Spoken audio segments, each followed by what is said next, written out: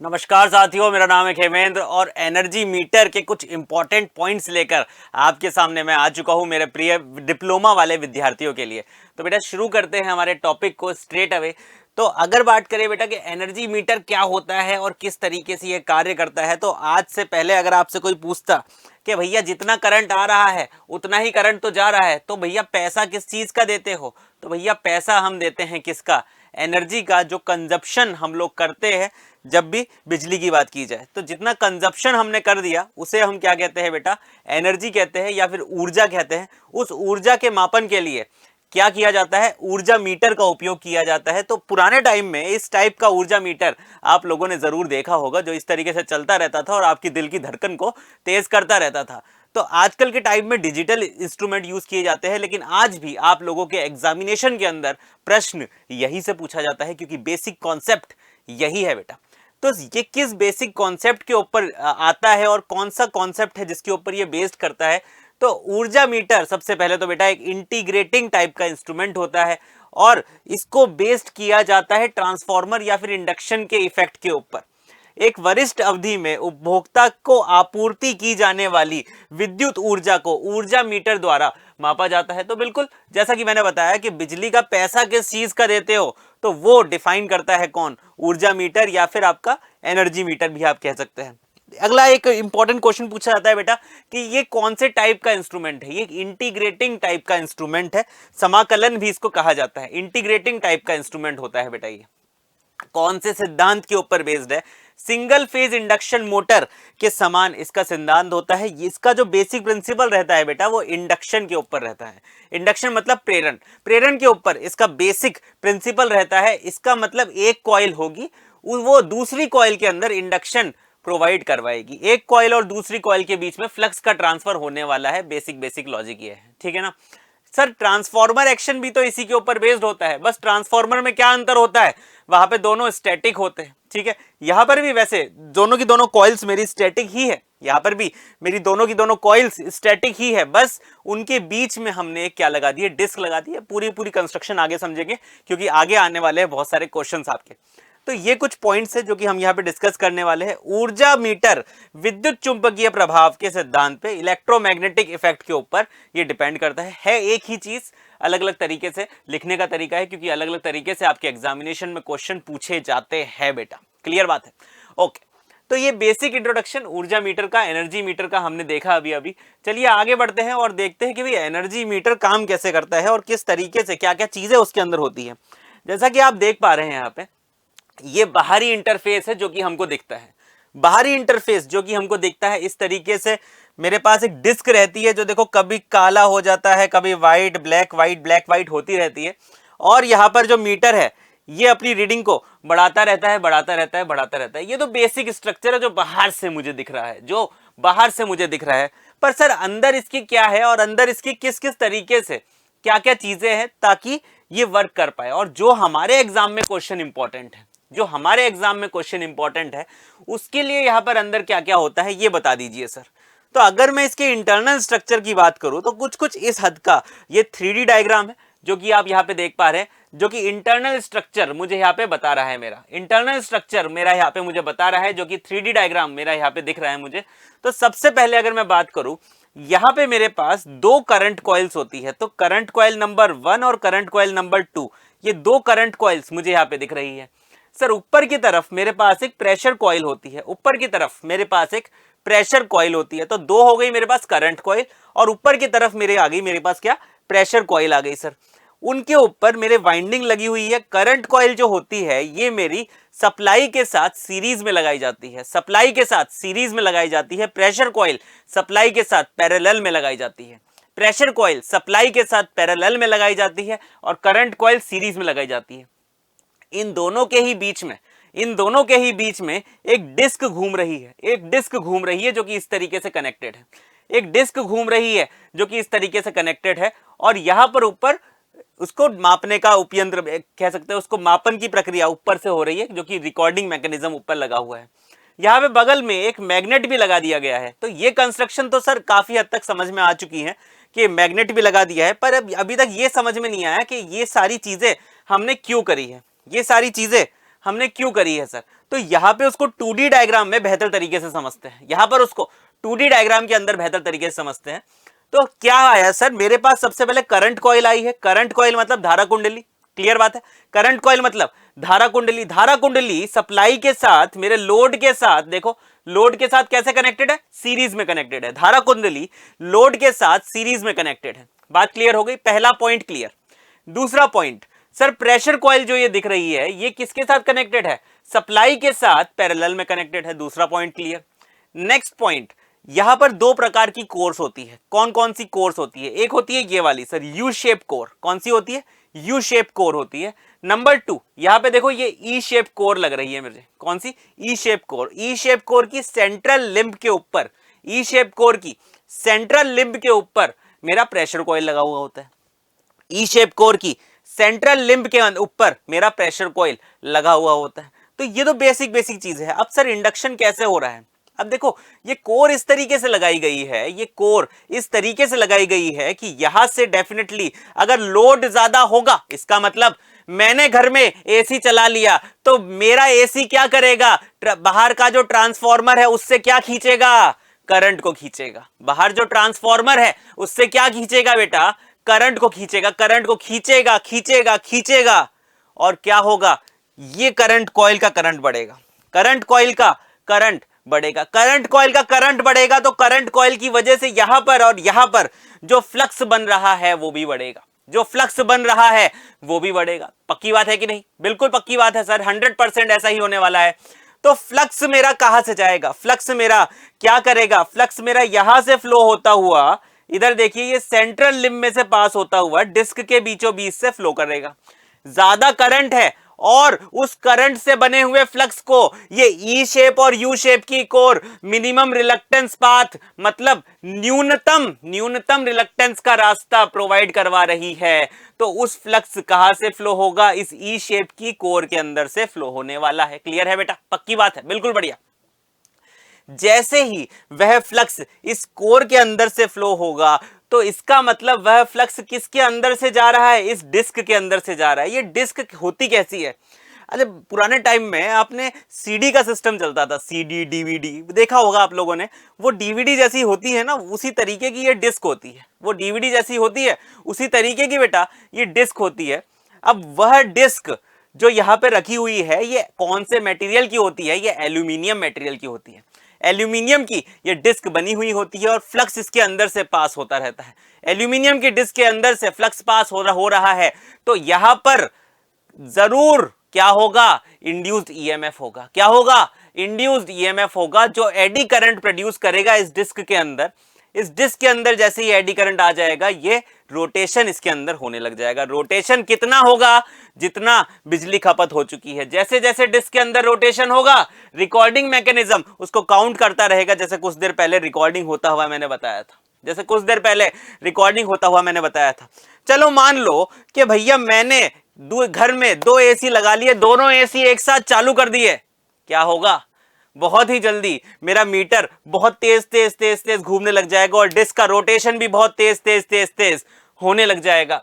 ये काउंट होता रहेगा बेटा कहां पर? रिकॉर्डिंग मैकेनिज्म के अंदर। काउंट होता रहेगा बेटा कहां पर? रिकॉर्डिंग मैकेनिज्म के अंदर ये बेटा काउंट होता रहेगा। क्लियर बात है? बिल्कुल परफेक्ट है, समझ में आ गया यहां पर। ठीक है, लोड यहां पे लगा हुआ है, एसी सप्लाई यहां पे लगी हुई है। अच्छा सर, यहां पर सर एक मैग्नेट लगाया गया है। ये मैग्नेट क्यों लगाया गया है बस ये बता दीजिए। अब देखो होता क्या है, जो फ्लक्स जा रही है नीचे से ऊपर की तरफ, इस मैग्नेट की हेल्प से कंट्रोलिंग, नियंत्रण लगाया जाता है डिस्क की मूवमेंट में। ऐसा नहीं कि शुरू कर दिया और घूमे ही जा रही है, स्पीड बढ़ती जा रही है, ऐसा नहीं होता। ठीक है ना? तो उसको नियंत्रण लगाने के लिए या फिर कह सकते हैं कंट्रोल लगाने के लिए हम लोग यहां पर एक मैग्नेट लगाते हैं और मैग्नेट का प्रयोग हम यहां पे करते हैं। ठीक है बेटा?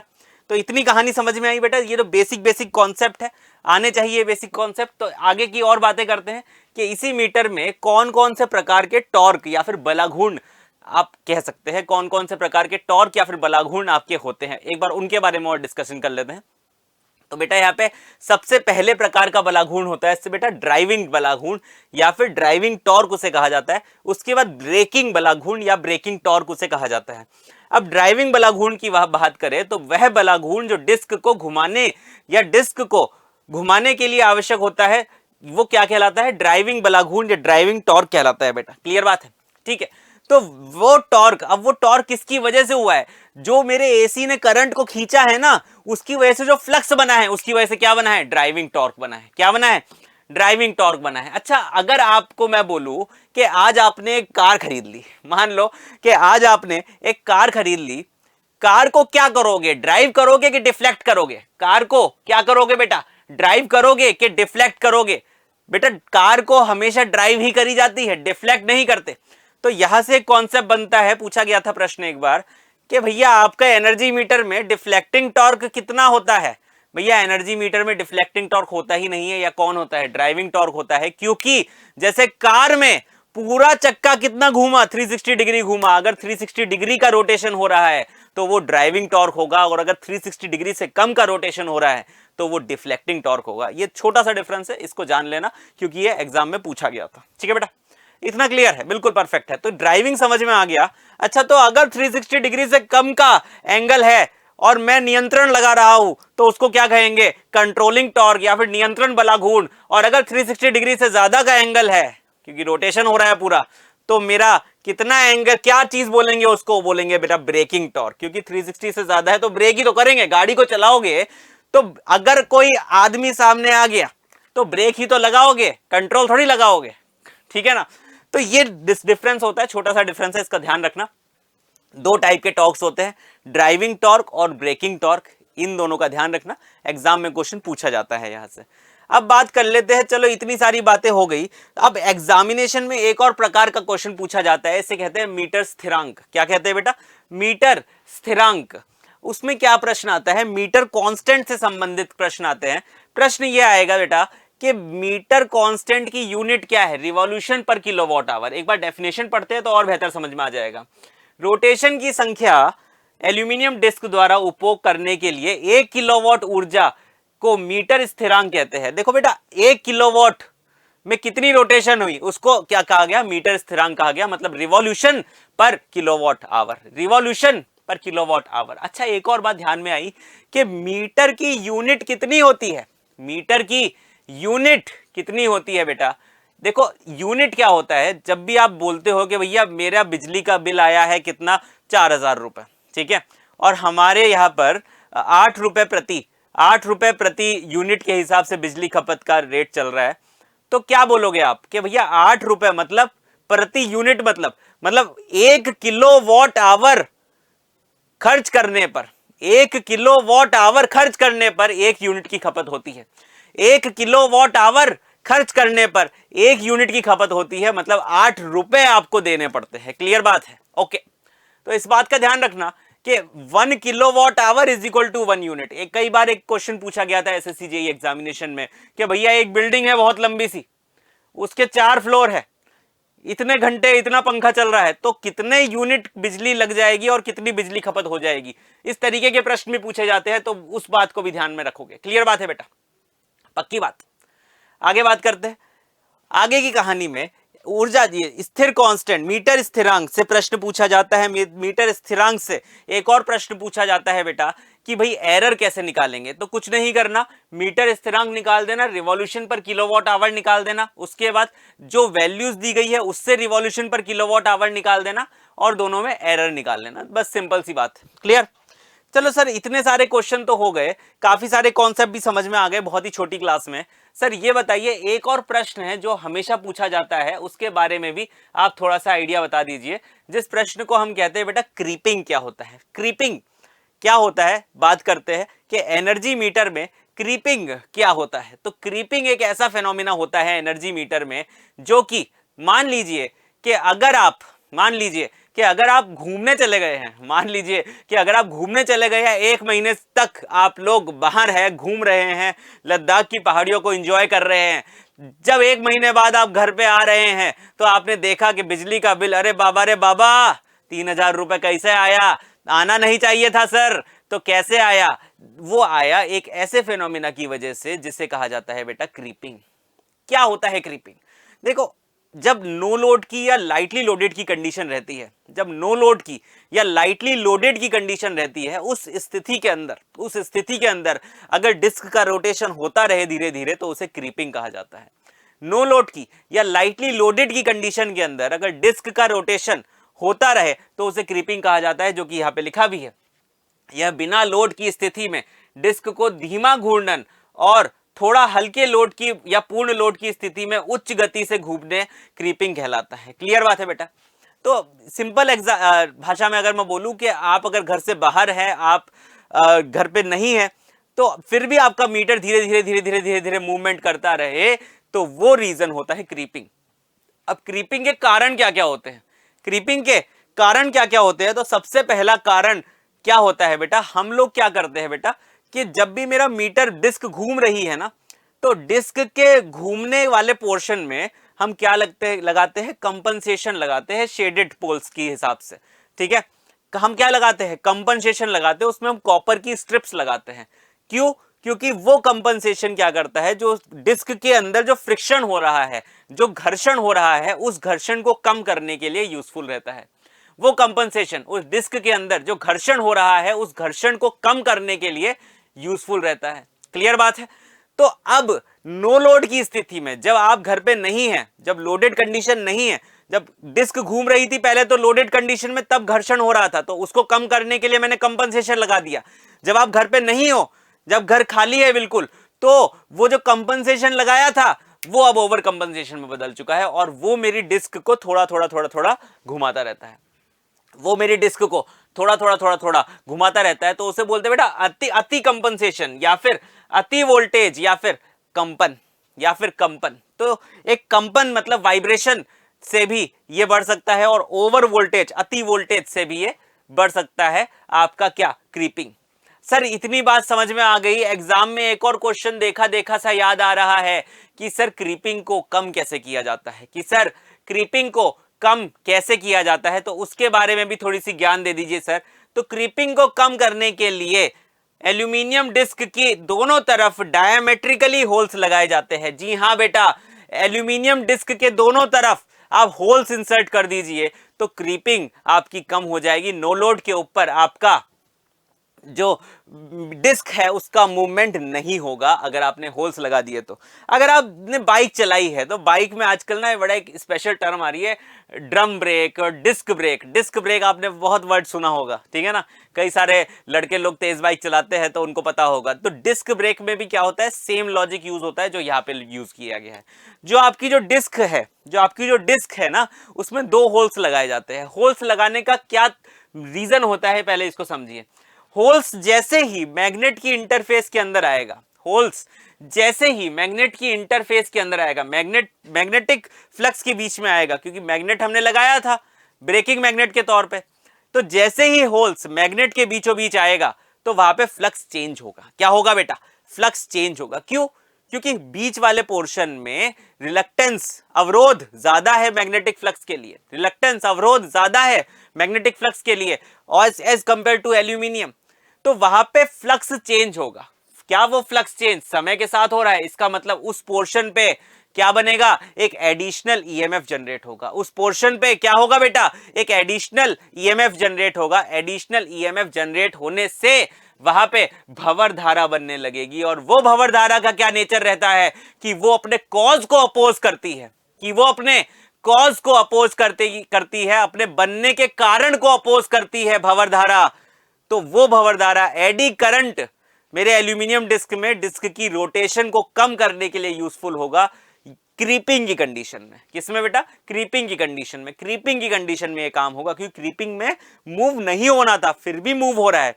तो यहां पे रीजन क्या बन गया, कॉज क्या बन गया कि भाई मूव होने का कॉज तो पता चल गया आपको। अब भाई एडी करंट बनने का कॉज क्या है कि भाई मूव हो रहा है। तो जब मूव हो रहा है तो फिर उसको रोकने के लिए एडी करंट अपना प्रभाव लगाएगा बेटा। क्लियर बात है, बिल्कुल बढ़िया। अच्छे तरीके से पूरे के पूरे कॉन्सेप्ट जितने मैंने यहां बताए वो अगर समझ में आ गए तो कमेंट करके बता देना कि सारी की सारी चीजें सर समझ में आ गई, एक एक करके बढ़िया बढ़िया। तो मुझे लगता है कि ये पूरा सेशन आपके लिए बहुत ज्यादा लाभदायक रहेगा। अगर पसंद आया तो शेयर कर देना अपने दोस्तों के साथ और कमेंट करके बताना कि क्या क्या आपको इसमें चीज बेहतर लगी और आगे इस तरीके के वीडियोस कितनी जल्दी जल्दी हम लेके आए इसके बारे में जानकारी आप कमेंट बॉक्स में देख सकते हैं। हमारे कोर्सेज की जानकारी के लिए डिस्क्रिप्शन बॉक्स में सारे के सारे कोर्सेज की जानकारी है, वहां पर जाकर आप उसको ज्वाइन कर सकते हैं। नमस्कार।